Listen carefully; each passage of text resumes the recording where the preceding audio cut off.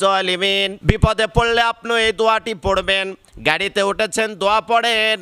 অসুস্থ হয়েছেন, দোয়া পড়েন। বিভিন্ন পরীক্ষার সম্মুখীন হয়েছেন, এই দোয়াটা যে যত বেশি পড়বেন, আল্লাহ সুবহানা বারাক তাআলা আপনাকে কঠিন বিপদ থেকে মুক্তি দিয়ে দিবেন।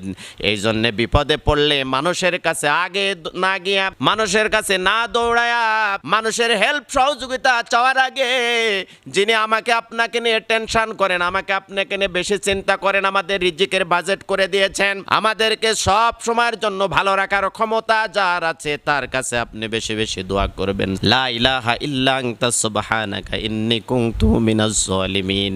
আল্লাহ রাব্বুল আলামিন দেখবেন গভীর সমুদ্রের মধ্য থেকে যতই কঠিন বিপদ থাক না কেন, আল্লাহ সুবহানা বারাক তাআলা ইব্রাহিম আলাইহিস সালামের মতো, ইউনূস আলাইহিস সালাতু ওয়াস সালামের মতো, আইয়ুব আলাইহিস সালাতু ওয়াস সালামের মতো আপনাকে আমাকেও কিন্তু কঠিন বিপদ থেকে হেফাজত করবেন।